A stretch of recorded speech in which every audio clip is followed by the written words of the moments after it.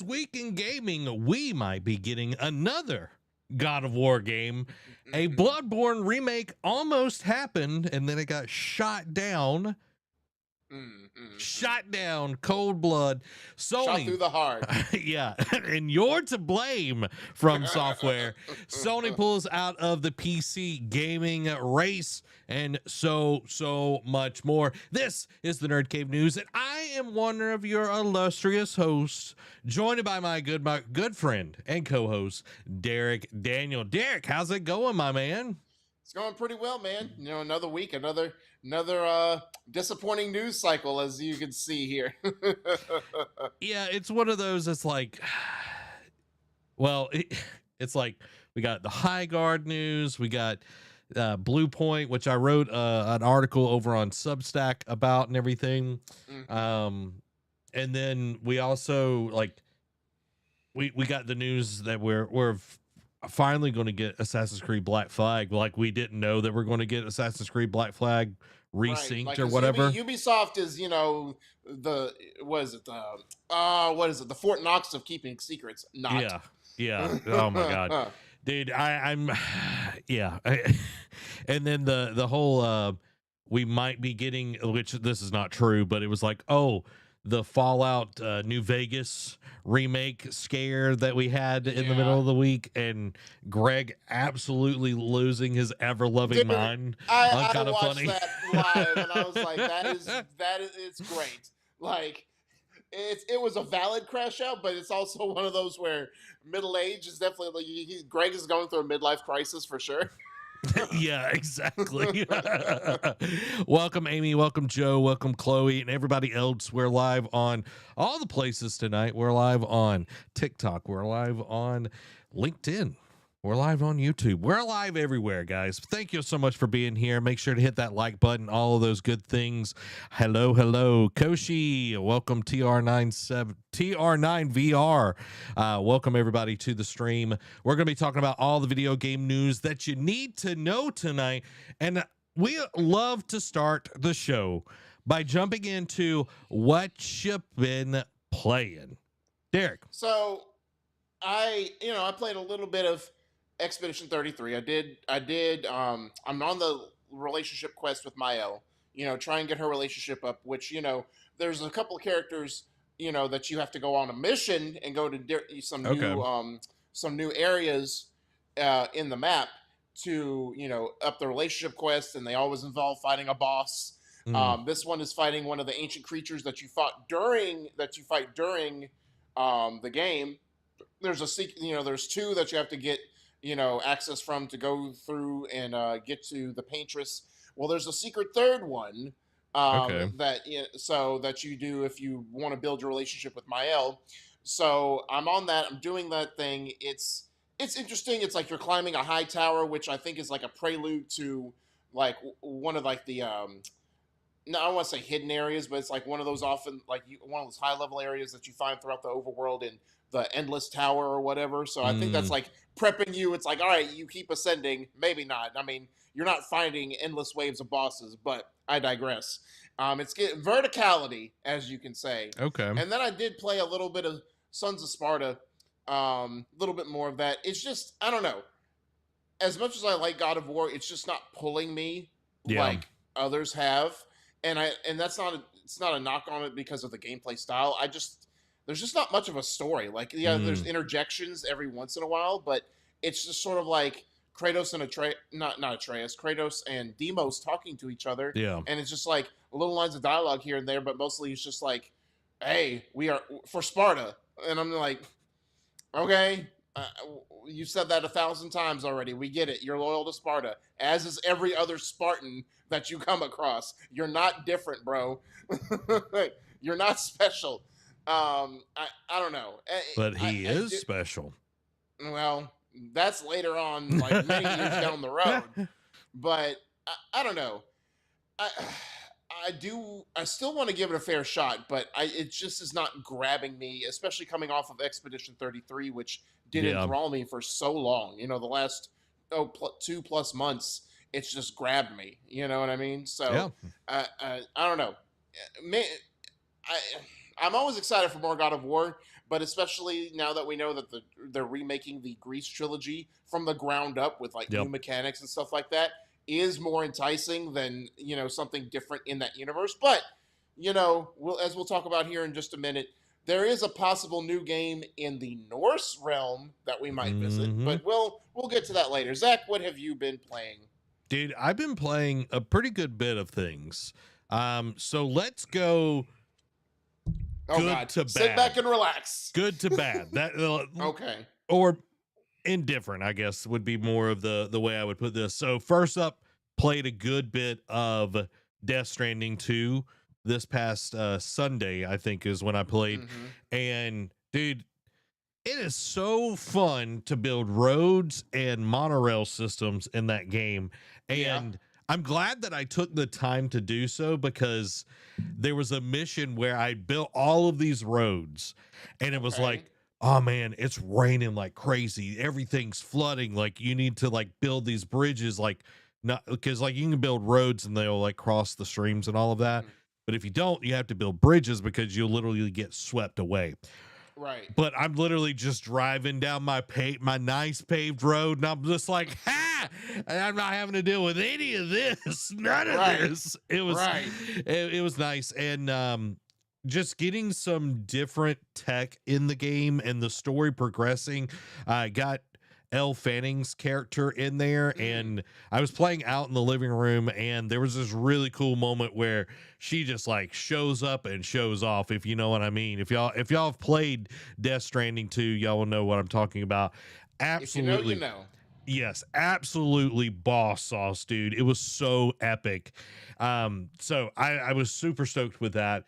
And then last night I was playing, I played Citizen Sleeper a good bit, like throughout the weeks and everything. But last night I hit several of the endings of the game. And what's nice is like you can hit an ending and it'll spit you back into the game. So you don't have to play all of it again, thankfully. Because some of the endings are like, I hit the first one, I was like, that's an ending. That sort of reminds me of like the video, because Nier Automata had so many different endings, but one of them is just like, oh, you have to luck out and get a random fish that's poisoned and it kills you, and then like, all right, game over. I'm like, excuse me? Okay. I haven't heard of that, but yeah, like there were several of them, and there's one specifically where you meet a dad and his daughter. She was an orphan, and he like brought her into his family and everything, and it was emotional. It was just really well done, because you help him and you're helping him like try to create a better life for Mina, that's the daughter, and everything. There's a lot of intrigue and all of these different things, and man, I've just absolutely enjoyed it. I think I have a few more endings that I can get, and then I'm going to start into I don't know if I'm going to jump straight into Citizen Sleeper 2, just because there's so many games that are about to come out. We're getting Crimson Desert next week. We're also getting Legends for Ghosts of Yote is coming out next Tuesday. So there's a lot of other things that I'm wanting to jump into. I also want to jump into Octopath Traveler. So there are a lot of things that I'm going to be jumping into. But Derek, I did the Server Slam this weekend as well. Really? Okay. Yeah. Okay. And man, this game, I don't feel like it knows if it's coming or going. Okay. And not that the gunplay wasn't good, not that the maps weren't interesting, but it felt like there was a lot of wasted time in each match that I played. I probably played about 2 hours, and it didn't feel like Halo, where it was like, because you know when you play a game, it just feels right, and never felt right to me. The tutorial didn't feel right. It felt like a lackluster version of Apex Legends. And I was just like, is this me? And I've seen more and more people say this, but it just doesn't hit, Derek, like at all. Like I literally was like playing through like different aspects of the game. And of course I use the healer class. That's my favorite to use. Right. And it felt like and even when I wasn't playing as a healer, I felt like my character was like paper thin. Mm. So like no shields or anything like that. Yeah, and you'll be walking for a long time and it feels like you're just walking around nothing. A lot of the Mm. times in the game from what I experienced. And dude, it does not explain hardly anything of what is actually going on in the world, why you should care. Everything seems confusing. The leveling up is confusing. You even have like factions that you can join in all of this. And I'm like, what in the world is going on? So it's like Destiny 1 all over again, is what you're really Yes. saying. Even worse, dude. Even worse than I know, Destiny because at 1. least Destiny had a level progression system until like what was it, level 20 or something? Mm-hmm. And then it was like, all right, now your leveling up is based on your By the armor light. that you get. I'm like, Yeah. great. Yeah. And dude, it was just one of those things. The whole time I was like, should I put any more time into this? And Yeah. I don't think for anyone that is like, oh, I want to play a game that is going to enthrall me, this is not it. Like, yes, Bungie is the studio that created Halo and created Destiny, but this is neither of those franchises. And okay, they created Destiny, but it Mm-hmm. is a far cry from what it was, when Halo was back in its heyday. Yeah. And a lot of those people that created that are no longer with Bungie. Yeah. Were no longer with them when they created Destiny, for the most part. And I don't know, man.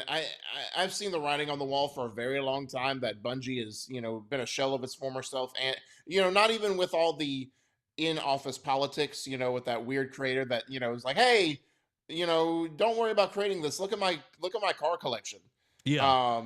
So it's just like, okay, there's definitely some weird, strange people working there now, and I think this is reflecting on their art and like how they were wanting to create games.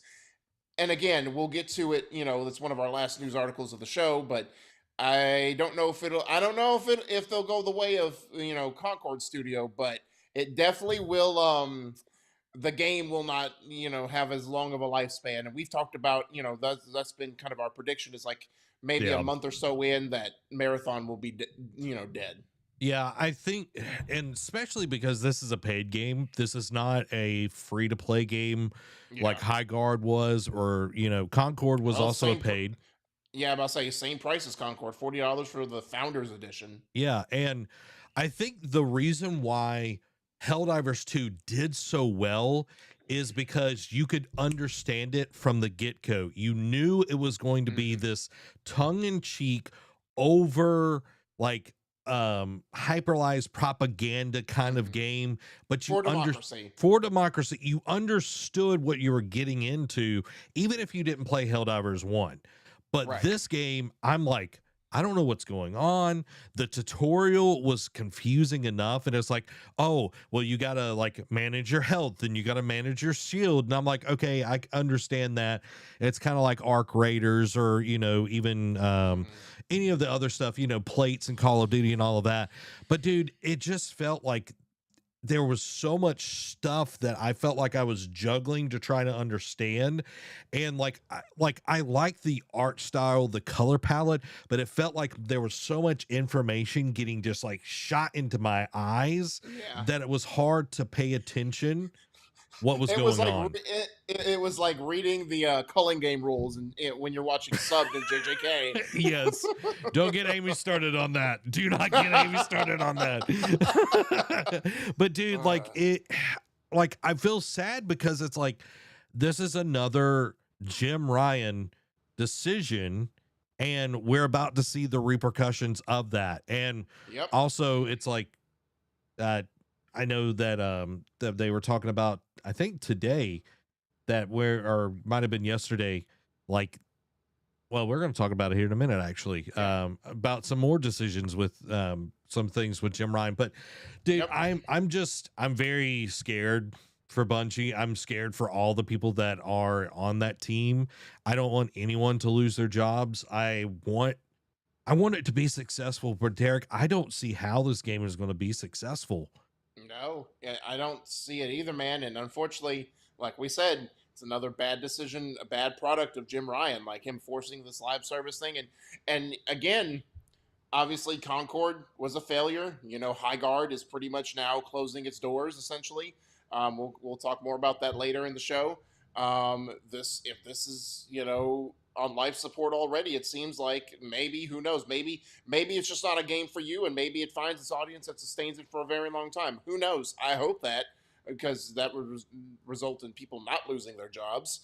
But if this fails, then it's like, all right, what about Fair Games and Jade Raymond's studio? Like that, we've already speculated that game probably won't see the light of day at this point. But if Marathon fails, then Fair Games is definitely already going to be talked about as the game that's going to be just, you know, it's like just axe it. We don't care if you're about ready to launch or you still need another year or two in development. Just kill it.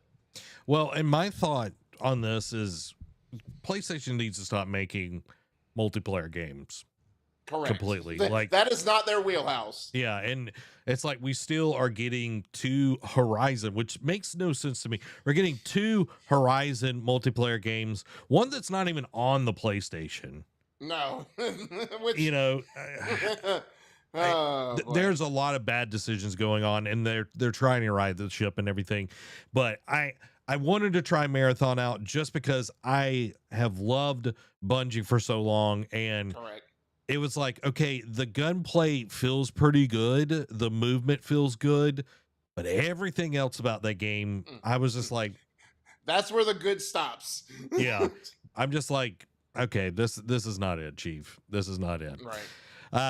To our comments, Amy says, you know me, always on that Animal Crossing grind. Faux show. Joe says, been playing some Marvel Snap again. Oh, dope. Oh. I haven't played that in a hot minute. I know. Same.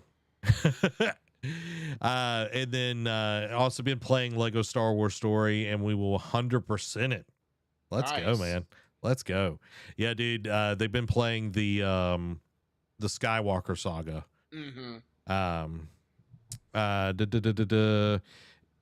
Just a little less than a month away from Mario 2. I didn't even know that. Movie? Yeah, I haven't kept up with it. I haven't kept up with it. It feels like it's not this year, but I don't know. I didn't ever watch the first one. Jade the Gamer says, you look like Steve from Minecraft. I'm assuming the Jack Black one. Which one of us, though? Is it me or is it Derek? It's probably more you, because you've got the hair, you know, up top and the beard. Well, you have a little bit more gray in your beard than I do. And Jack Black has more gray. I don't know. We'll find out from Jade the Gamer. Joe has a correction. It's not Skywalker. It's the Complete Saga. Oh, the Complete Saga. Yeah, okay. Nice. Yeah. Why are you trying to trigger me, Derek? Trigger you how? I guess I missed that. Dude, you have no... When that episode 3, like Amy lost her mind.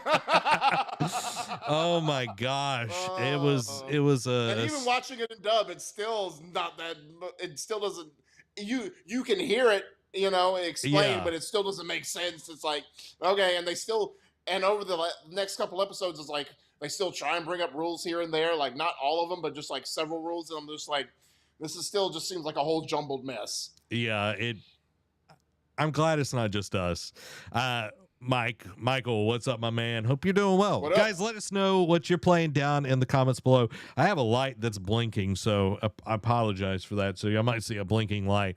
It's, you know, it might be my time. I might be getting called up, you know. Might be getting called up. I don't know. Congratulations, you are now my new elite employee. Oh, well, Derek, let's get into what is and what forever will be the gaming discussion. First up, Sony Santa Monica reportedly making an action-focused spinoff focused on Faye, and this is by Tom Phillips at IGN.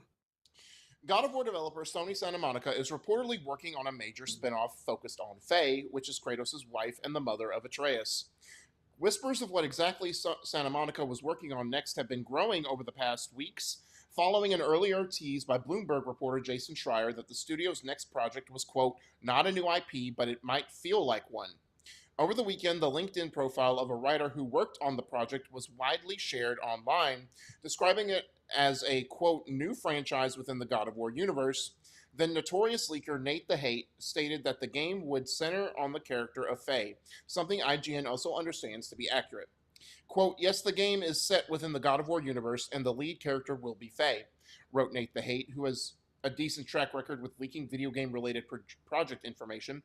The current plan is revealed this year and released the first half of 2027, barring any delay. Faye, otherwise known as Lao Fei, is an important character in the story of Santa Monica's Norse God of War titles, and particularly Ragnarok, where she is portrayed by True Blood and Daredevil star Deborah Ann Wall. Santa Monica developing a game focused on Faye would suggest its story will be a 2018 prequel, likely with little appearance from Kratos himself. Now, Zach, I put this first because, this is the only positive news story of the night. And I figured we should always start with the good before we get into the bad. Yeah. I know it's supposed to be the reverse, but because there's more bad, the bad outweighs the good this time. We need to unfortunately. And this is what we talked about. Now we talked about, we discussed it may be like the next pantheon that Kratos goes to, or Atreus goes to, or whomever. But like the Egyptian God of War that's been starting to get not heavily rumored, but like it's picking up steam. Yeah. And this is different. It's sort of like, when they were talking about DLC, could it be Atreus and whatnot? And then it ended up being Valhalla, announced at Game Awards. And the Valhalla DLC was widely, positively received. I know you loved it. I know I need to go back and finish it. But it was great. It was a nice callback to the series, because I did get a little bit, I did get further enough to see like the callbacks to the original trilogy and whatnot. But how do you feel about this? Because it seems like God of War is in its prequel era. You know what I mean? Because, we got Sons of Sparta a couple weeks ago, which is like way before the Greece trilogy starts. And now we're seemingly get to where Faye is going to be right before she meets Kratos. I'm assuming it's going to end like, like how we predicted the end of Sons of Sparta will be like him meeting with Ares to form the pact to kill his enemies. Potentially, who knows how that exactly ends, you presume that Faye will end it by meeting Kratos and like falling in love with him and marrying him, having Atreus, all that kind of stuff. But what is your initial reaction? Because again, Jason Schreier has been numerously quoted on it's not a new IP, but it's going to feel like one. So this would be something different. It's we've had other characters introduced in the God of War saga. And we've played as them, but it's in the same realm as Kratos. This would be the first game that we will play that's not Kratos focused. What are your thoughts on all of this? If it ends up being true, I'm down for this. I wanted to know more about Faye from the beginning of 2018. It was like, who was she? Are we going to see her like setting up all the things that we experienced in 2018 because she knows the future and all of that, with the powers of a giant, being able to possibly shapeshift? I don't know if she has the same powers as Loki and everything, but like, are we going to get some sort of foresight thing? We're of course going to get the Leviathan axe because that was her weapon and everything. So I think there's a lot to explore, because without Faye, not including just Atreus and everything, and essentially the redemption of Kratos, but without her setting up the path for 2018, all the little marks and all of that, and you see that throughout the whole thing, you wouldn't have what 2018 was. Exactly. Well, and you think about it too, just because it starts off with Kratos taking her to be buried or like burned, essentially, burn the body, and all that journey, and then like you said, setting up the events of like to find out who Atreus really is, and then find out like, hey, you need to put Odin to, you need to stop Odin and what he's doing and all this. And you come to find out, because as you journey, because, in Ragnarok, I still remember, I forget what realm it was, but it's like, it was that one that was like way overdone. I felt like they tried to cram too much in this last like big area. but it was like, this is like you're fighting dragons and you're doing all this kind of stuff, but you see that she was heavily influenced in that realm, because you see like how when you fight Thor in Ragnarok, and the hammer and the axe clash, it creates that frozen lightning bolt. You can see Faye did that same thing against Thor Vanaheim. in that, yeah, Vanaheim, thank you. And you know, throughout the realm, you kind of get not hinted at, but pretty much told that she's been a freedom fighter, you know, before she met Kratos. So I think we see that expeditions, like how she's helping her kind, like how she's helping other races, you know, overcome Odin's tyranny and whatnot. And I do think, you know, I hope we do get that fight between her and Thor that creates that other frozen lightning beam in Vanaheim. That would be dope to see. That would be dope to have. I don't know, you know, will we get it? Only time will tell, because apparently, supposedly, you know, I know he's a reliable leak because I remember seeing stuff that he's posted about before with other games, obviously, not just God of War, but supposedly it's going to be released, which would line up because Christopher Judge unknowingly leaked that they'll see stuff, you know, from Santa Monica's game late this summer, so probably the state of play, and then it'll get released early to mid next year. So that would be dope. That would be a crazy turnaround to have that right away.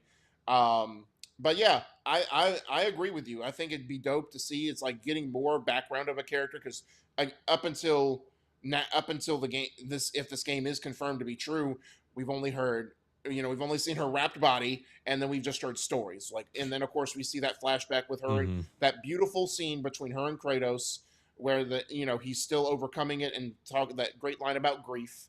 You know, that other than that, we really don't, and we really haven't seen Faye a lot and haven't really heard about Faye other than just stories. So I think this would be a great way to tell it.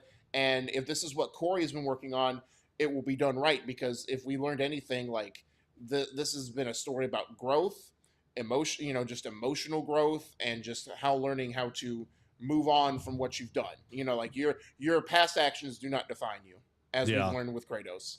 And, you know, looking back and seeing like her journey, like she left the giants like against their will. They didn't want, you know, there was a lot of, I want to see like the political machinations, you know, like, and it might not necessarily be like the inner workings and all of that, but it's like, oh, well, we're doing this to protect us. And it's like, well, we have this foresight and we know that things are going to come. If we don't do something, we're not going to be able to save our kind. You know, it's like, would Agrabota be alive? Would, you know, if, you know, if she didn't leave, then Atreus wouldn't be alive either. And then the shift where, you know, you got Jormungandr and all of that, like none of these things would be going on. And then of course, Ragnarok would not have went the way that it did.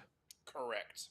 So, you know, I cannot wait. I hope this is true. You know, with everything, with more and more information coming out, like you know, slowly leaking. You know, it seems like it's almost like a Ubisoft thing, where it's just like slowly all but showing, but confirmation. You know, with Bloomberg, with Jason Schreier's thing about, you know, how he describes the Santa Monica game, to, you know, other things that we've reported on. I really hope that this ends up being true, and I trust that, especially if Corey's helming the ship, it will be done right, and it will be an emotional story that will make me feel things that you know, I haven't felt in a long time.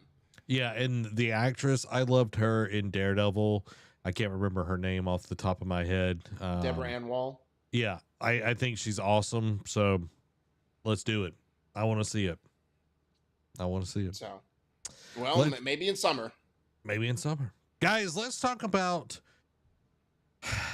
all the crappy stuff now. Report. And that's where the good ends for tonight, guys. Yeah.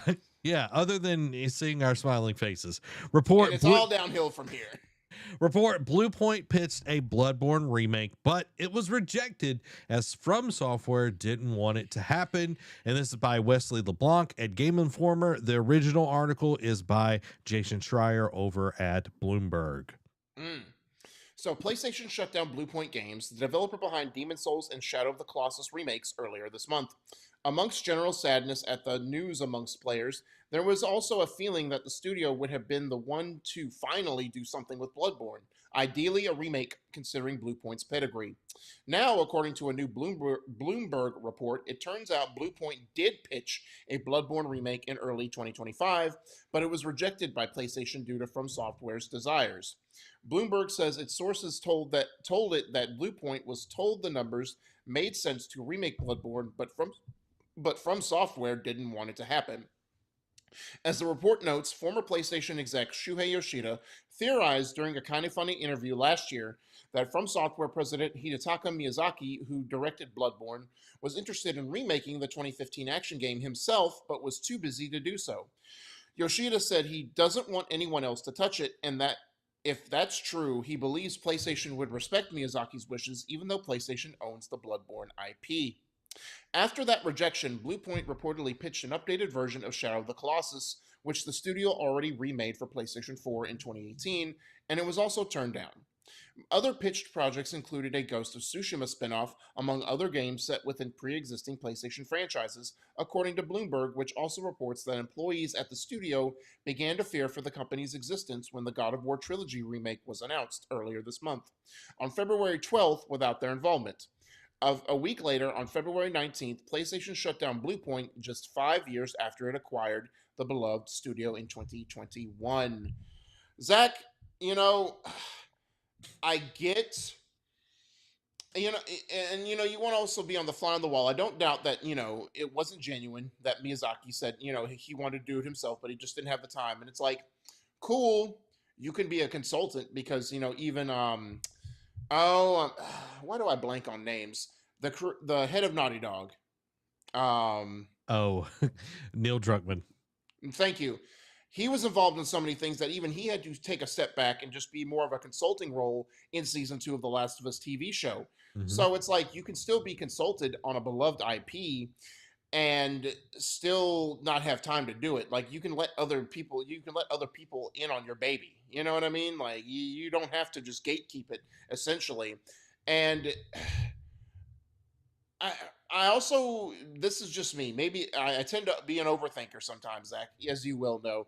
I also wonder, if this is just I don't want to, like I said, I don't want to disingenuate what Miyazaki did because I do think he does love that IP and he holds it dear. But I also think that maybe he is kind of, like up until Elden Ring and Sekiro, did its thing in one game of the year, like those one game of the years. I think he was just like, PlayStation gets all the tout for this, and it's like I have Dark Souls games, and like they get their respect, but everyone wants Bloodborne, and it's a PlayStation thing. It's like I don't want PlayStation to get that love again. Maybe it's also kind of a little bit of jealousy. Maybe it's also something behind the scenes, spurred some bad blood between the two, and that's why he's saying. But I feel like he would definitely not come out and say it's like, oh, I love the IP so much, but. Again, how many other corporate heads have used word jargon before to make them not seem like the bad guy? Oh yeah. I don't know.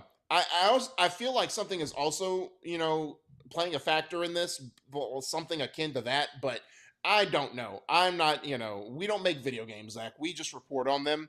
And also from the Bluepoint aspect, it seems like they lost their way in this because in a sense of, because let me paint the picture.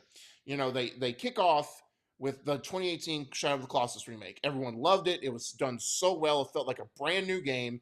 Sony acquired them, and then they did the Demon Souls remake. Well, then they did the Demon Souls and remake. Then they got bought.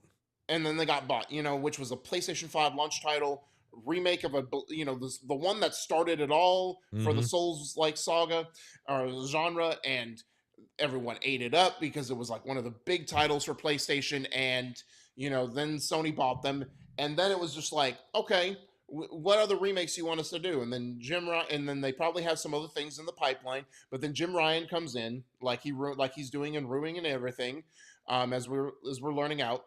It says, hey, we want everyone to do a live service game, and they're like, well, what kind of live service game do we do? We've been the remake studio for so long, and it's like, well, you could do a God of War live service game while the Santa Monica does God of War story games. And they're like, sure, I guess. And then that gets destroyed.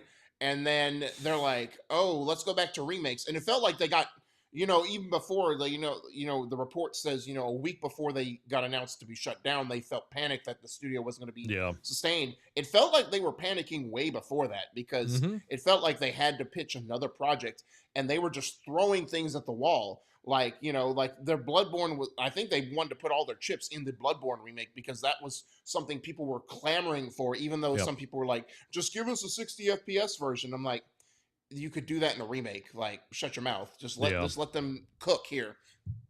And then when that got turned down, because you got to think, the God of War live service game was probably talked about being canceled at the end of 2024, early 2025. And they're like, hey, let's do this Bloodborne remake. And they're like, no. Miyazaki said no. And they're like, well, what else can we do? Well, let's redo Shadow of the Colossus. I'm like, you already did that. Like, why are you going back to something that you already made beloved? Because I feel like if they did, it would lessen what they did with the 2018 version. I agree, but we also see what Naughty Dog has done with Last of Us Part 1. We've gotten so many versions of it. They already remastered Part 2, which wasn't even that old. You know what I mean? I'm like, no. What are we doing, guys? And then it's like, well, let's do a spin-off to Ghost of Tsushima. Why? Like, let Sucker Punch do that. I mean, and they're already working on Ghost of Yotei. Like, that would be something, like, why would you? Because that would require Sucker Punch to devote resources to overseeing what they're doing there. And Sucker Punch has already touted that we're a one game studio. It's like, why would you take resources from that and lessen the value of the game that they're focusing on? And then it's like, oh, well, let's do this and that. And it's like, guys, we need you to stop. Like, just stop. We're cutting the umbilical cord. So it felt like Bluepoint got way desperate than a week before the announcement of their closure. Went long before. Yeah, I feel like they were scrambling, which I totally understand. Like, when you really get down to it, it's like, it makes sense why Bluepoint would be so worried and trying to make things happen. It's like, you get brought on, you're working on God of War Ragnarok, it's a support studio, and then that wraps up, you launch it, it's successful, it makes a lot of money, but you're not the main studio on that project. So you get tasked with God of War live service game.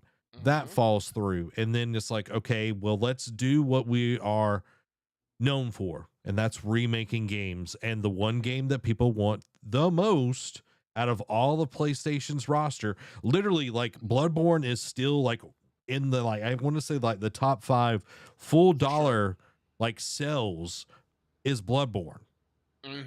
So it's like, this is a no-brainer. And then it's like, okay, we own the IP, we've already proven that we can do this style of game with Demon's Souls. This is a no-brainer, and we know people are going to buy it because people have been clamoring for this for so freaking long. And then you get this whole thing twisted because you're wanting Miyazaki. In my Substack post on this, you should go read that article because, your boy wrote it. But my whole thing was like, Miyazaki could be as involved or as little involved as he wanted to be. And PlayStation should have made every concession that needed to happen to make this game, because, dude, they're leaving money on the table. They're literally leaving money on the table. And we're going to get into another thing that they're cutting off a revenue source here in our next story. But it's like, you are literally saying, nah, I'm going to try to play nice with From Software. It's like, From Software is going to put their game on your console regardless. Like, exactly. They're not. If you're hoping for another console exclusive, I don't think that's going to happen. No, I think From Software has realized they can make bank doing. They gave you 2. Yeah. One on the PS4 and then the launch version of the PS5 to give you another exclusive other than Miles Morales. They ain't going to do another one. You know what I mean? Like, and they're giving Switch one. They're even throwing Nintendo a bone and giving them an exclusive Souls-like game. So it's like, it's very sparse what they do. They're not gonna do it again, Chief. I'm sorry. No, it's just not how they roll. And it's like, you gotta, like, yes, you want to keep people happy and everything, But at the end of the day, you've invested so much money into this studio, which is now dead, unfortunately. Yeah. All these people without jobs. But again, this comes down to a man without vision perishes. And it's like once Bluepoint got their legs kind of taken out from them, they never got back up. You know, they never got back up. And I hate it because it's like this would have been the easiest layup. Like fast, like this is a fast break. Like no one's even guarding the goal. And all you like, this wouldn't even have been a layup. This would have been a slam dunk. Vince Carter in his prime. Like, you know, it would have been amazing. But regardless, we bend to the will of someone that doesn't own the IP. And, you know, now we're at the point where we're not getting a Bloodborne game. It's going to be a long time before that ever happens because From Software's got way other things that they can prioritize and get 100% of the money compared to a Bloodborne remake or a sequel where they're only going to get a percentage of it. It's like George R.R. Martin with finishing Winds of Winter. It's like you're never going to get a Bloodborne remake from Miyazaki. He's too involved in other things to worry about that. Yeah, it's just not going to happen. And like when I saw this at the end of last week, I think it came out on Friday. Yeah, I was so mad. I was like, "Why is Friday the tick-off Zach day?" It's like a few days. It's like a few years ago where we were reporting and like. You know, we had some stuff, but then a bigger story will launch the day after our show, and we're like, "Come on, guys, throw us a bone here." Well, and it's like, oh, we'll let this go out over the weekend so no one can be ticked off at us. And it's like, you know, Blue Sky and Twitter are still alive over the weekend, right? Right. Yeah. You know, and plus, you know, people who are pissed off that it's Monday, you know, will be even more ticked off when they read this. Yeah. So I hate it so much. But it is what it is. But we still got more depressing news. But before we get to that, everybody, make sure that you hit the like button right now because it helps us out a ton. If you're watching over on Substack, TikTok, YouTube, all the place, LinkedIn, all those good places, make sure to hit the like button. We're live each and every Thursday at 7 p.m. Central Time. You don't want to miss it because we talk about all the video game news that you need to know, just like Sony is to pull away from PC gaming. And this is by Wesley Inpool at IGN. A new report has revealed that both Ghost of Yotei and Soros will remain exclusive to PlayStation 5 as Sony begins to pull back from PC. Bloomberg said that while Sony will continue to release online games on PC, single-player games will now remain console exclusive, making a significant strategy shift. Marking a significant strategy shift. Sony had a strategy of releasing its PlayStation games on PC sometime after they hit console. This new policy marks a return to console exclusivity at a time when console rival Microsoft is all in on multi-platform. So expect to see fighting games like Marvel Tokon on PC as well as PS5, and of course Bungie's extraction shooter Marathon remains a multi-platform release. Meanwhile, the Sony published but externally developed Death Stranding 2 and Kena Scars of Cosmora will launch on PC, but plans to release Sucker Punch's Ghost of Yotei were recently scrapped, Bloomberg said. Bloomberg suggested poor recent sales of PlayStation games on PC and the risk to the PlayStation brand, as well as a potential impact on PS5 and maybe even PS6 sales, were to blame for the policy shift. Meanwhile, Bloomberg suggested the prospect of PlayStation games running on the next Xbox, which looks like it will run PC games, may have also encouraged Sony's return to console exclusives. There's no mention of Marvel's Wolverine in the report, but given the timing of its release, which is due out on PS5 exclusively this September, a PC launch now seems unlikely. Sony has in recent years expanded PlayStation to PC, but refrained from going as far as Microsoft, which releases all its games on PC at the same time as console. Sony, however, has employed a staggered approach to releasing its single-player PlayStation games on PC after a period of console exclusivity. When it comes to live service games like Helldivers 2, it's a different story, with Sony publishing a PC on PC day one, and in the case of Arrowhead's third-person action game, to record-breaking success. Indeed, Sony-owned Bungie is about to launch live service extraction shooter Marathon across PC, PS5, and Xbox Series X and S at the same time. Guerrilla's live service multiplayer Horizon spin-off Hunter's Gathering is also planned for a PC release. And so initially, because there was rumblings, right, of them like I think it was like middle of last week, um, them pulling back from PC, and now this is just pretty much like all but confirming the report. And I get it. You know what I mean? Like it does suck because I do think it's another revenue stream for the devs. So now it's like putting more pressure on the first party studios to basically make hits because this is going to be their only source of income for the foreseeable future.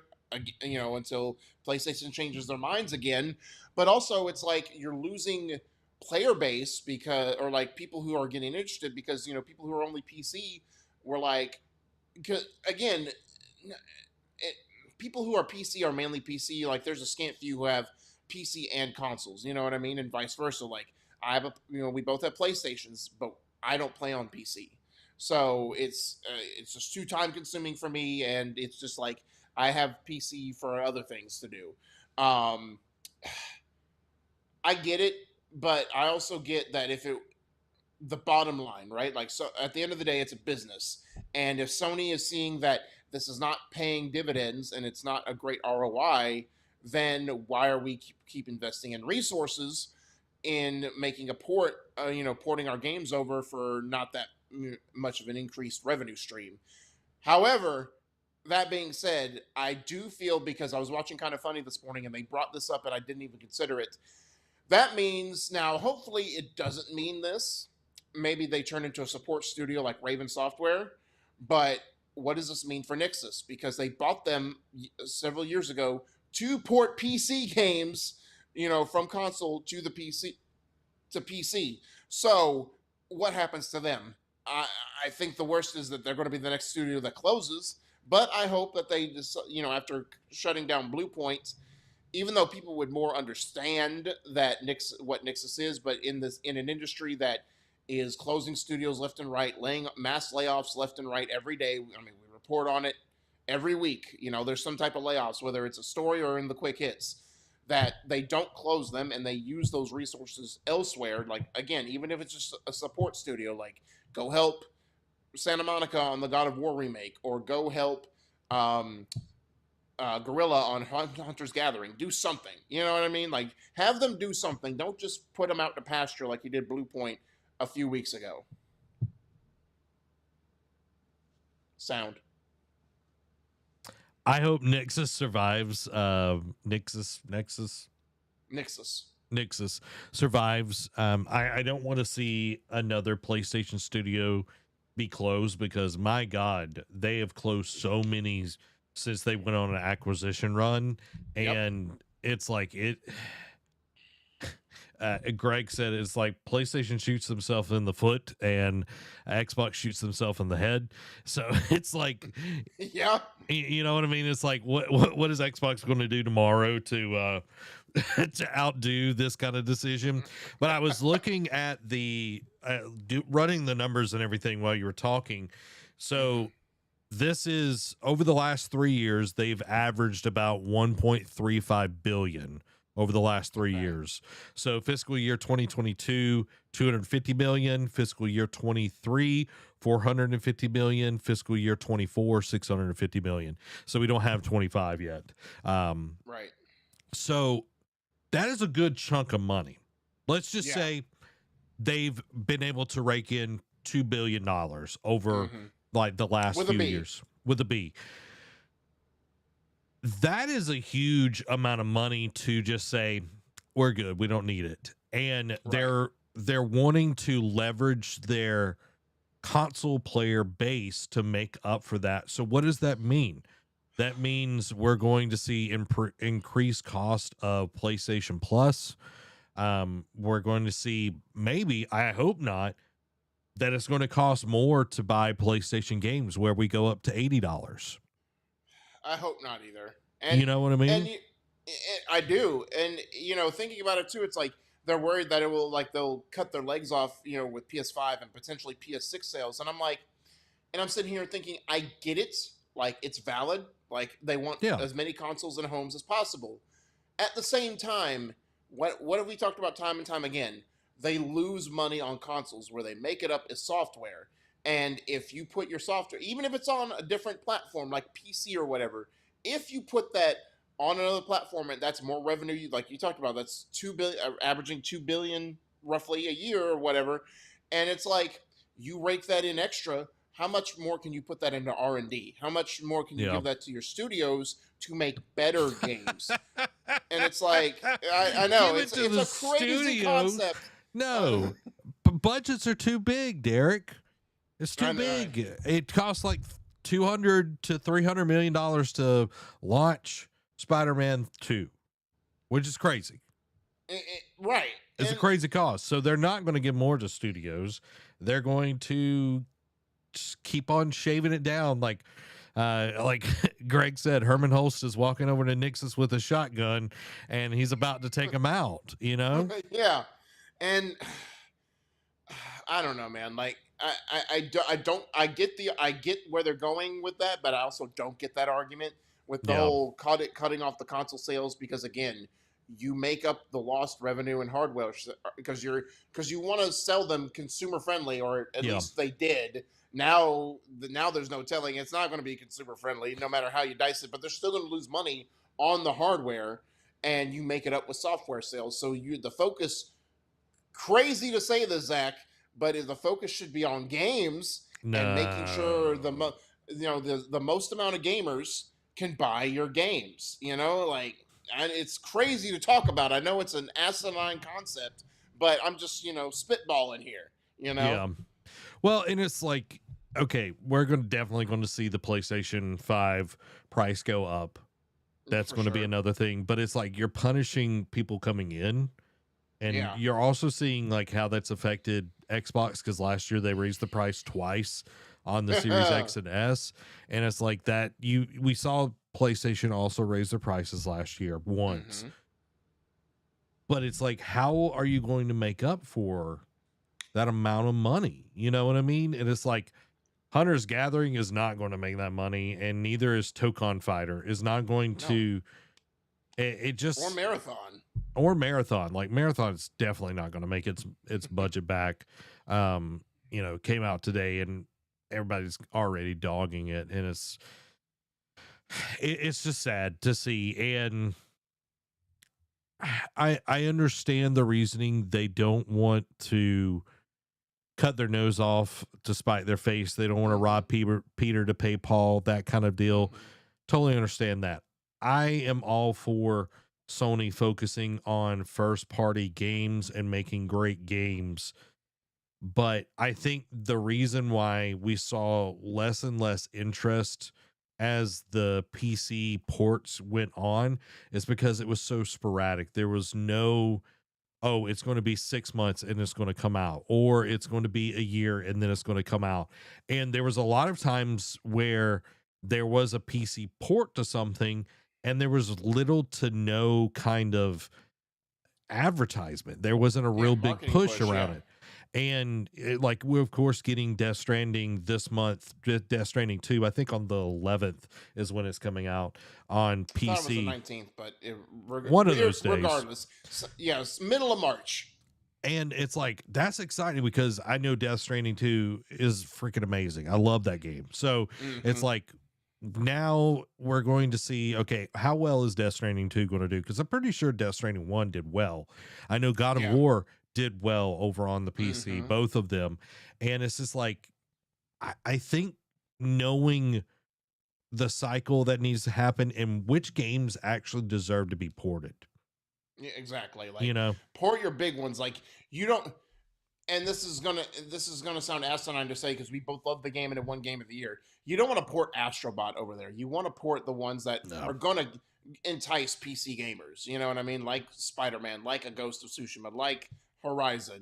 Like you could go on and on. So and I know Spider-Man 2 didn't do well as a port. So that's right. Yeah, because as far as like performance wise, correct?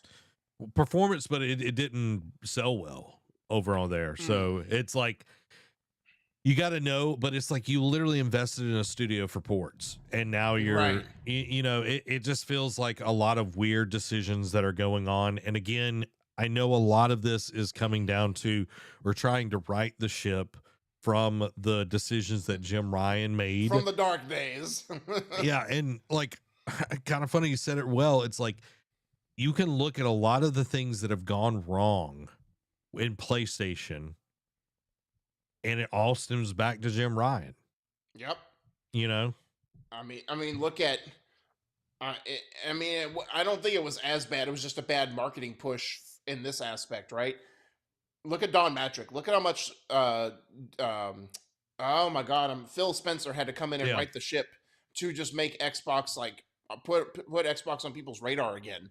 You yep, know what I mean? yep, As far as like, because as soon after that E3 presentation, it was such Xbox was a punchline. You know, it was like Call of Duty dogs, dogs, TV, TV, TV.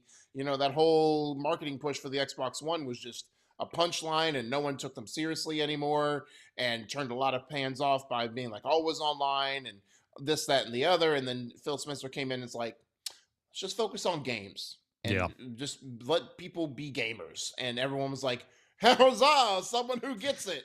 It's crazy, you know, when you sell a gaming console and you focus on the people that buy gaming consoles, which are gamers, because my God, Derek, if you're going to watch TV, you're not watching it on your, you know, you're not buying a PlayStation 5, a, you know, 700, well, I don't even know how much a PlayStation 5 is anymore. You know, $700 console or whatever, Xbox Series X, an $800 console just to watch Netflix. It's like you can get a freaking Roku stick, or, Correct. you know, like it's like a or fire just get stick. any smart TV that has Netflix built into it. Yeah, You know what I mean? Like it's for way cheaper. Yeah, it's insane to think that kind of way. And thankfully a lot of that has shifted, but in this case, like Jim Ryan, it's like he was chasing a trend, and it's like he got caught up in it. He got enamored with it, and he's like put a proverbial gun to every studio's head, and it's like, you will do this whether you like it or not. And now Sony's just kind of trying to sweep up the pieces and clean up the mess, and being like, can we just get back to making great action games? gun to your head. Live service games. You know what I'm talking about. You know what I'm talking about. Yeah. But dude, like it just and if you look, like you said, chasing the trend, this like clicked in my brain. You look at any kind of trends that have happened in gaming, the ones that set the trend and the ones that chase the trend. The ones that chase the trend never make the money who set the trend. Nope.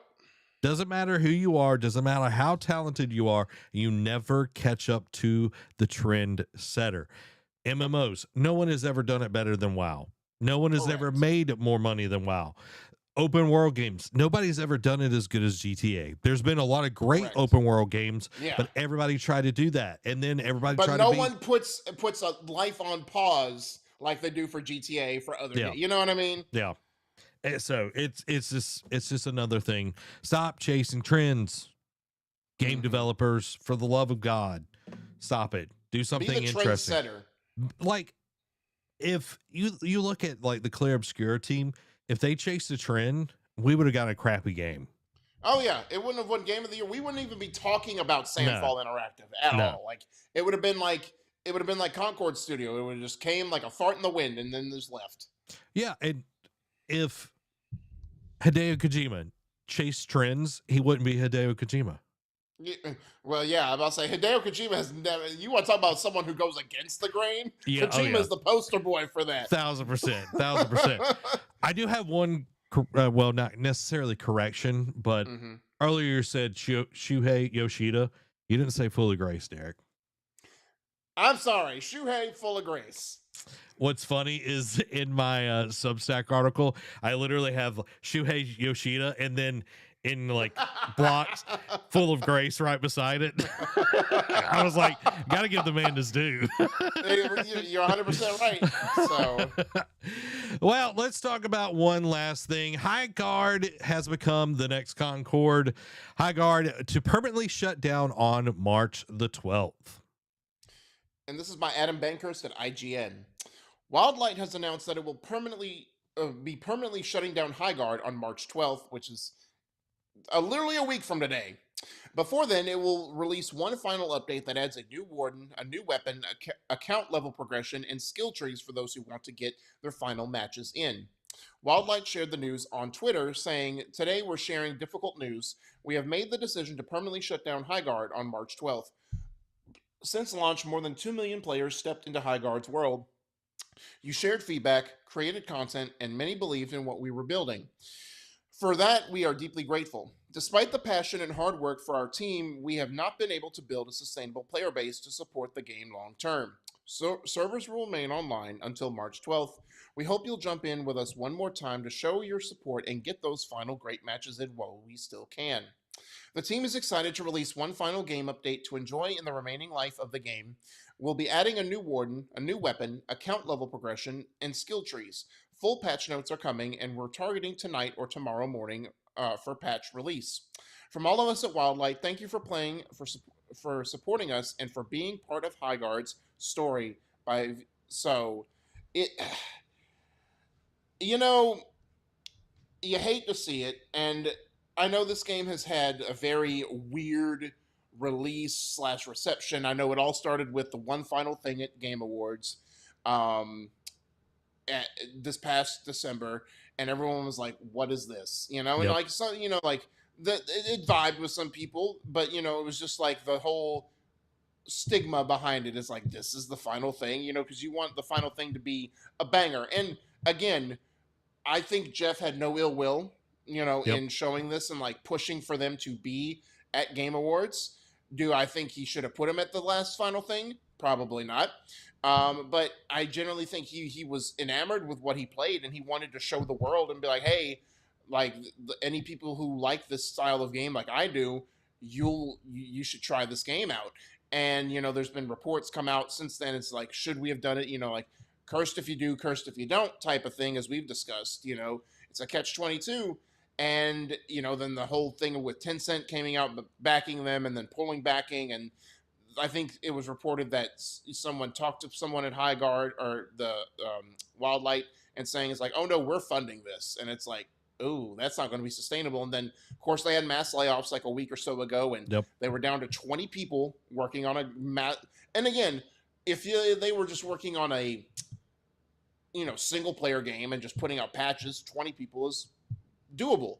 But you're working on a multiplayer game that you're trying to create a roadmap for and like talk about like have all these promises to fulfill with updates and all that kind of stuff.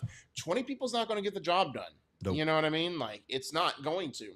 And I know we'll get into an article here in just a second that talks a little bit more about maybe why, it kind of went the way it did. But Zach, what are your initial thoughts? Like, again, this is pretty much following the Concord trend, right? Like I know it probably will not have a $2 or $300 million budget like Concord did. Probably didn't have that same cash flow. But again, it only lasted a couple weeks, and now it's going offline, and it is crazy to think. Now, obviously, Concord came out immediately and said, "Oh, we're going to issue refunds or what have you." They have not said that. Maybe they will in the next day or two. But what is your thoughts? I know neither one of us cared for Highguard, but what is your overall thoughts on this? Well, one, I hate that a game has failed and is, we're already saw, a lot of people laid off. The player count and everything dropped by 90%.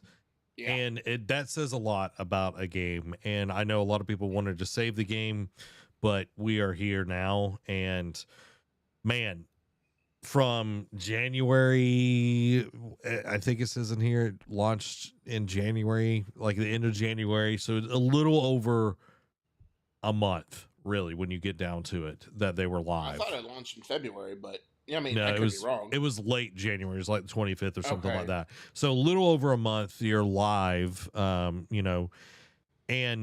you see your game kind of just drop off to nothing. Yeah. And that is a testament to what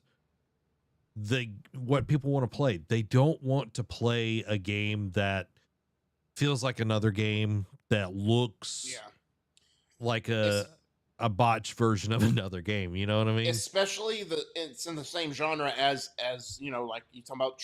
I don't want to say it was a trendsetter, but like Overwatch. It defined the hero shooter, and it made an update to where it just dropped the 2, and it pretty much reinvented itself and like just put a fresh coat of paint. But it brought players back, especially when in the midst of your release, Overwatch does this and brings players back in masses essentially to bring your game back now, and it just takes away, takes the breath out of your lungs type deal. Yeah, and I haven't kept up with Overwatch and everything. I'm glad, like I know they added like a few more characters, and I didn't even know that they dropped the 2 and all of that. But it goes to show you that if you have the funding, you can keep it going for a while, but they at least had a player base. That all being said, I feel like live service games are they're like the NFTs of the gaming world right now. You are setting yourself up for failure. Okay. You're setting yourself up for failure. Exactly. And Zach, I thought about this over the weekend, because again, like this story broke, over the weekend or like Monday, or it came out Monday, but I was thinking about this over the last couple days since the weekend. I'm like, long are the day. It's crazy to think that you would long for the days of us, complaining and getting on our soapboxes about loot boxes. You know what I mean? That was the biggest issue with the gaming community at that time.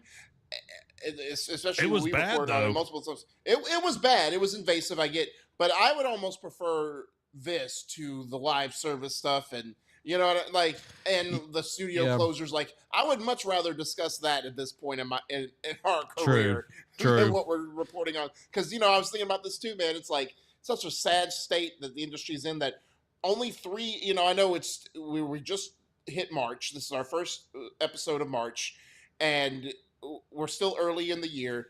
But we've only had 3 episodes where we've actually talked about games.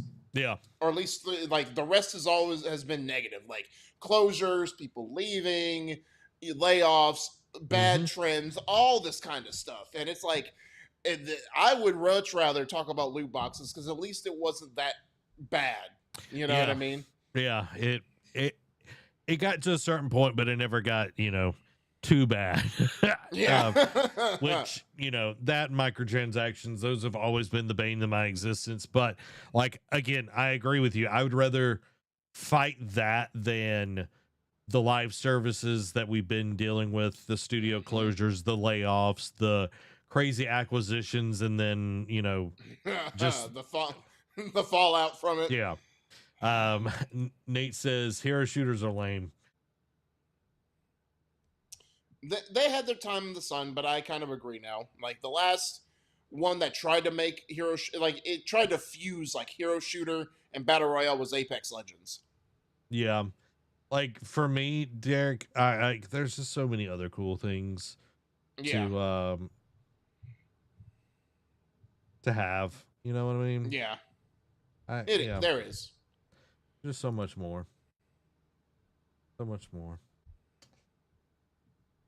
I hate it, Derek. I hate it so much, though. I hate it so much. We've got one last little tidbit about Highguard that may lean into why. Yeah. Highguard dev says the shooter leaned too far into the competitive scene, and that turned a lot of players off. And this is by Vicky Blake at IGN. That's according to former Wildlight developer and level designer Alex Grainer, who told Quad Damage podcast that developers don't strive to create something that doesn't work out throughout development. Wildlight really leaned into the competitive side of it, and that was always one of my biggest fears as a player. I can only speak to my side of it as a level designer, but when I joined Wildlight, I was trying to figure out this new ambitious game, and this team is always pushing the boundaries. Grenier said, as transcribed by PCGN via Eurogamer. You don't strive to create something that doesn't work out, but it happens, unfortunately. Throughout development, we really leaned into the competitive side of it, and that was always one of my biggest fears as a player. 3v3 duos is always the sweatiest version of anything like Battle Royale. Objective modes. Wingman, and you know it, you name it, it requires such a high intensity of communication with your team and team play that it doesn't leave much room for casualness. I think that was the biggest thing that turned a lot of players off Highguard, he added. The issue, Grainer believes, is that Highguard had all these different rules and stages, which made it difficult for players who don't already have a team to play with, and particularly challenging for new players. It's like, oh, you want to loot? Now you've got to choose this objective. Now we have to plant this objective. Now it's overtime. It has all these rules, which I think works at a really high level, but when players are first coming in, it's a lot to grasp. On top of all that, because it was a 3v3, that kind of game just requires high skill movement and shooting, which is already a pretty high bar to entry as well. So if you just have a few bad games or your teammates aren't sticking together, you're just going to get rolled, and it's very hard to 1v2 in our game. It's all designed to be a team-based shooter. I think that was the biggest thing. People just kind of turned it off because they don't have the team. So I get it, right? Like, again, when you're in this live service, you have to find your niche and roll with it. You have to kind of give players a reason as to why you're not only different from the next live service game, but why people should care about your game just in general, right? It's like, oh, we've got this. And it is very hard to be, again, team-based anything, whether it was Call of Duty back in the day, Halo, when you're, especially like Capture the Flag, King of the Hill, it is tough to do it as a team-based thing because you got to have, not perfect, but, like good coordination, good communication, people who are, not sweaty boys, but, like, have competent skill, like aren't just in there to just goof off, and just like not, troll people. So, and that's what happens when you play with randoms. Like, you have randos that you get paired with because a lot of the lobbies are skill based. And if you're new, they're going to pair you with the newbies or the people that are just, there to goof off. So it's very tough. And that's multiplayer games, especially for when you get to our age, Zach, is like, you work your typical 9 to 5 or like your retail jobs. You come home, you want to relax. And the last thing you want to do is go on there, play a sweaty boy who just rickrolls you and sends you very lovely messages about like, oh, you're trash and all that kind of stuff, and it's like, cool, I wanted to decompress and just have fun, but I guess I'll just go off and watch anime or do something, like go do something else, rather than play video games. So no one wants to deal with that a lot anymore. So it is hard, just in general, to be in that competitive market. But if this is true that this is wanting to be their big push, I don't want to knock it, but also it's like, you're a new IP and you're a newer studio. Like, if this was like Bungie, right? Like coming in and wanting to really get in the competitive space, it's like, okay, you have the pedigree, you have the chops because you've done Halo, you've done Destiny, you've done competitive multiplayer shooting games, so this makes sense for you. But why would you immediately, your first game out the gate that we know of, I don't know what else Wildlight has done, but it's like your first game out the gate is a multiplayer hero shooter live service game, and it's like you want to go put all your chips in and be like, let's go ultra competitive, and it's like really lean into the strategy, the team base, the teamwork, all that kind of stuff, and it's like, so you don't have anything else? You don't have easier modes? You don't have modes where there's a learning curve for new players, or like you just gonna throw them in and you're gonna treat it as the Dark Souls of live service games and just basically like get good, Yeah, like you look at the uber successful live service games or just multiplayer games in general. Let's take Call of Duty, not Warzone, but just regular Call of Duty. You have Deathmatch, Slayer, whatever you want to call it. You have Team Deathmatch. You have Domination, and you have Search and Destroy. You have Kill Confirmed. Those are the basic modes. Those are so easy to understand. Domination, you have 3 points. The more points you have, the faster you earn points. Like if you have A and B, you earn more points. You have A, B, and C, you earn more points. You're trying to get to a certain threshold. But watching Highguard, like, it was an interesting looking game, but it was like, okay, we've got to move this thing forward. We got to kill and we got to loot stuff, and then you can get ore. And then like I was watching Mike and I think Andy playing it, and it was like, okay, this is interesting, but it's like you're limiting it to a 3v3 thing. And it's like, when you like, that works for Destiny because it's still basic kind of gameplay. It's like we're capturing these points or we're killing each other. It wasn't crazy stuff. But this was crazy stuff. The maps were huge, and it's like, you're riding a jaguar, and then this person's got a bear, and you've got all these skills, and it's like, how can you get good at this game when you're constantly juggling all this stuff? You know, it just doesn't work. And if there was a more if it was 5v5 or a 6v6 kind of thing where it was a little bit more casual, this would have probably done way better. Because you look at, let's talk about Overwatch. They went from a 6v6 to a 5v5, and people hated it because it put more strain on each player to have to really play within their role. Then they went back to 6v6. So it's like, you should look around in the space and see who does it well, and learn from why did they decide to do this? Because you look at every freaking Call of Duty, Derek. Yeah, they always have a story. It's not always great, but when you look at multiplayer, they don't stray from what they know works. Correct. They have new maps, but they don't stray from the four to six things. They know what their bread and butter is. Yeah, and that's what people expect. And they've got a competitive league. They've got all these things because they know what works. This didn't work. Nope. So, and it's sad to see because, again, there was probably talented people there, people who really believed in the vision of what they were creating. And now that they're laid off, and now the last 20 people who were there now have to pretty much are closing the doors. I know the game is just going offline, but this is going to be the next step, is those last 20 people are going to just be out of a job, unfortunately. Yeah. They're gonna close it for sure. Nate says, I'm just an old man yelling at clouds. I know the youngins like live service games. Just give me good old RPGs nowadays. I feel you.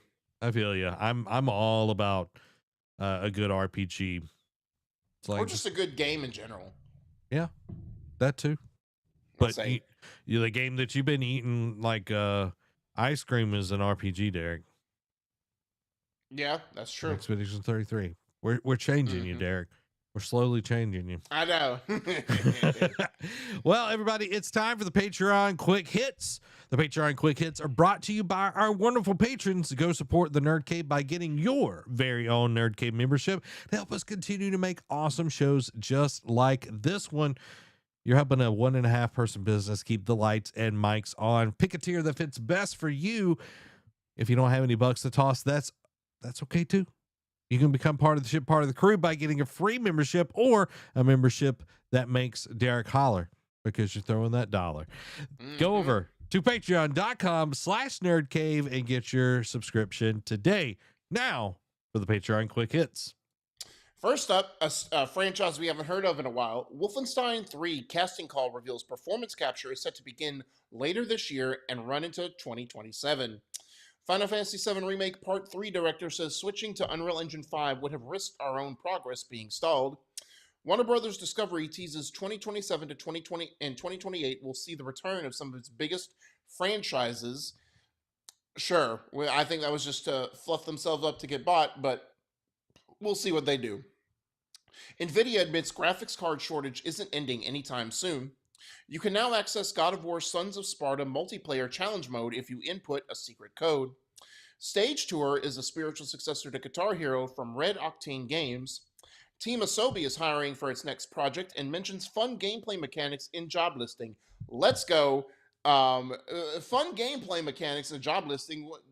That's crazy, Zach. Like, why isn't it a live service game? Come on now. Get with the times. Chase that trend. Sony confirms upgraded PSSR is rolling out for PS5 owners in coming weeks, while Resident Evil Requiem is the first game to use it. Game Boy-shaped Pokemon soundtrack player has been announced. Pokemon XD Gale of Darkness is coming to the Switch 2 this month. Pokemon Champions launches on Switch in April and will come to mobile later this year. Pokemon Winds and Waves, which is Gen 10, are arriving next year, and I can't wait to see what that does. I haven't played a Pokemon game in a very long time, but I'm always intrigued when they go to another, like, do a new region and just see what kind of creations of Pokemon they come up with. Resident Evil was originally in development for the SNES back in the day. Despite the game already being out, the Resident Evil amiibo figures won't release until July 30th. Resident Evil Requiem launches big on Steam and breaks series record. Following that, Capcom trumpets successful Resident Evil Requiem launch, and 5 million copies have already been sold, and the game's only been out since Friday. Wild. It's almost like if you make a great game, people will buy it. Weird. Nintendo advises Switch 2 Resident Evil Requiem owners to download Day 1 patch before playing. Doom the Dark Ages game director says upcoming DLC is huge and basically like a sequel. Watch Dogs Legion could reportedly receive a director's cut style release with new content. And I just want to put out who was asking for that, because Legion was not great from what I remember when it launched, and it kind of launched to a dull roar. Rumor, Assassin's Creed Hex, or Hexy, however you pronounce it, release is targeting holiday 2027 and includes overhauled combat system, because how many times can they overhaul an Assassin's Creed combat system at this point? Starfield PS5's rumored April 7th release date has been corroborated by another insider. Polyphony Digital is hiring for a new Gran Turismo game. Let's go. Call of Duty announces Black Ops Royale, a new Warzone Battle Royale mode inspired by Blackout. God of War series casts 4 more characters, which include Magni, Modi, Thrud, and Gina. Resident Evil 1 remake has reportedly entered production at Capcom. Blueprints is out now on the Switch 2.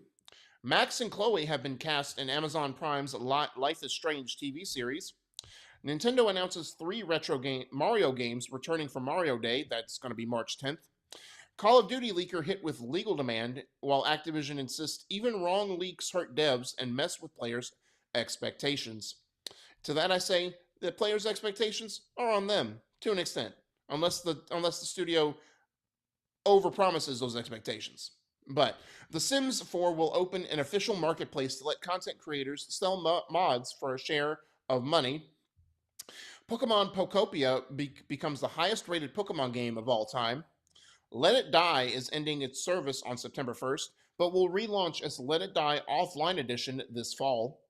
Rumor, Resident Evil Requiem DLC will feature Leon instead of Alyssa Ashcroft.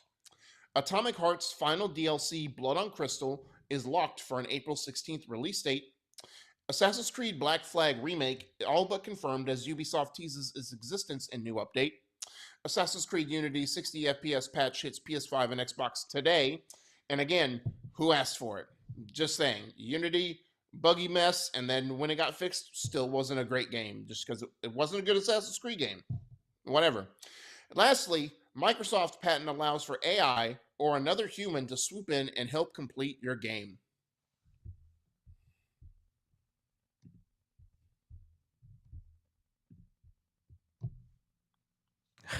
I said, I mute so I'm not breathing in the mic. I said that's what I want, because I want an AI to swoop in and to finish a game for me. I mean, why should people finish games nowadays? You know what I mean? Like, just let people do it for you. Why would you do that? That's so stupid. So get on a different level, y'all. Come on.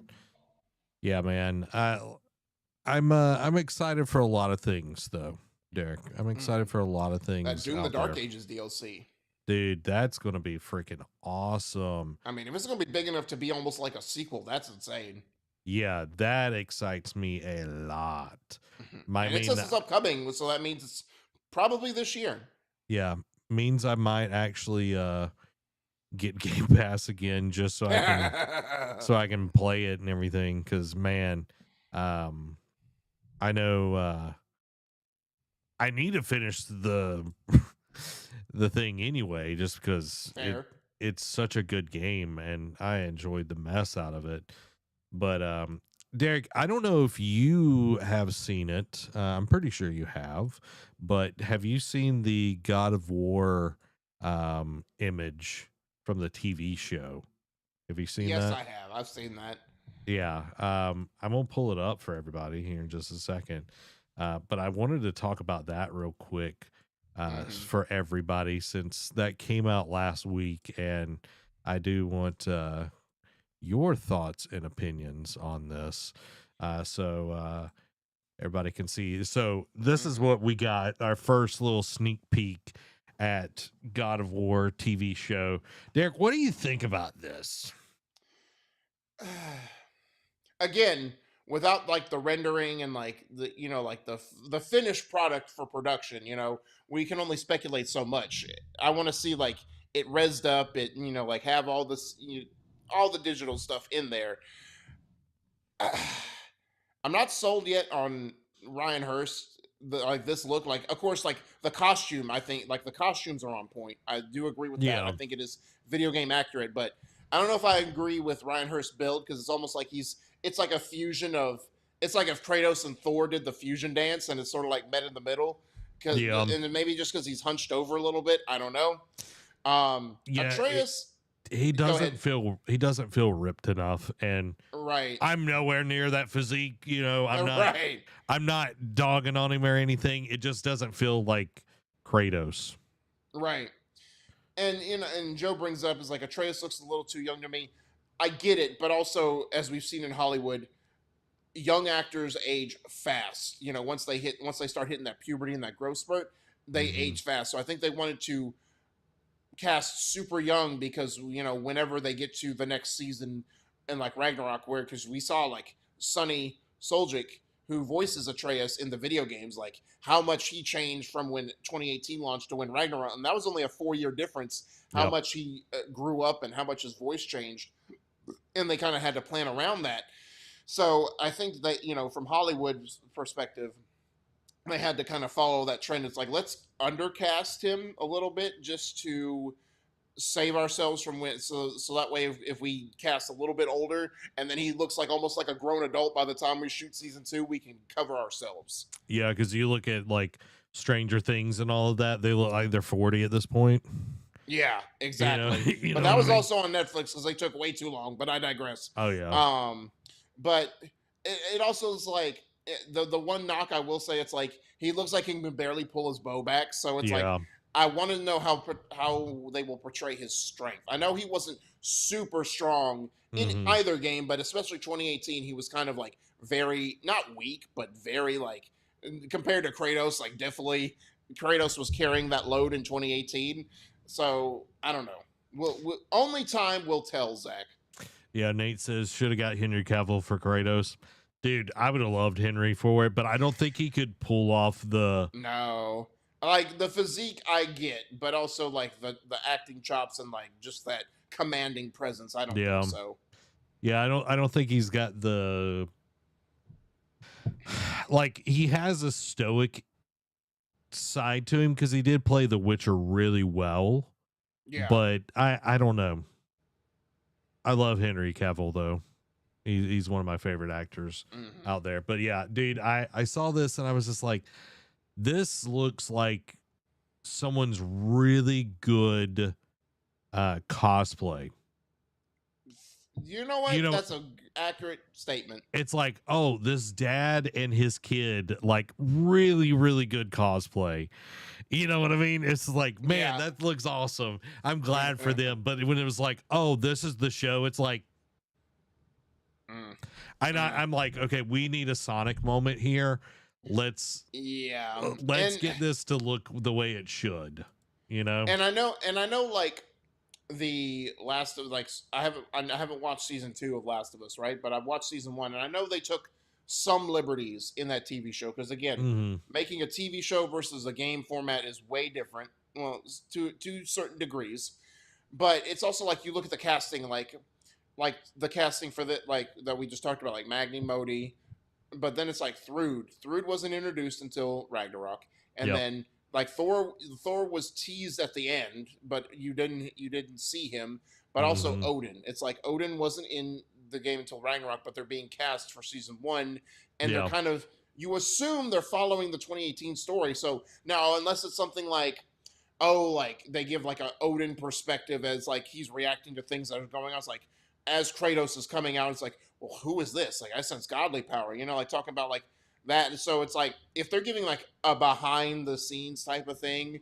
where they're just showing like Odin reacting to this in real time what they're doing, that'd be cool and that I could get down with. But it's like, why are you already introducing Ragnarok characters in the story of 2018? Koshi brings up a Anatolius Kratos, but without his mom. Have you seen those videos? No, I haven't. So it's this dude. He's like I think he's. Let me look up again. He's a Ukrainian power lifter named Vladimir Shamanadinko. Yeah. And he dresses up like a janitor, and he's like watching these like lifters like lift these huge weights, and like he like starts making fun of them, and they're like. And dude, he looks like this like skinny, scrawny dude. And they're like, dude, like, shut up, like, leave us alone. And then he's like, can I? And then he hands his mop, and his mop is like super heavy. And they grab the mop and like it like jerks them down. And then he like grabs their weight and just like just like makes a fool of them. And those videos are my favorite.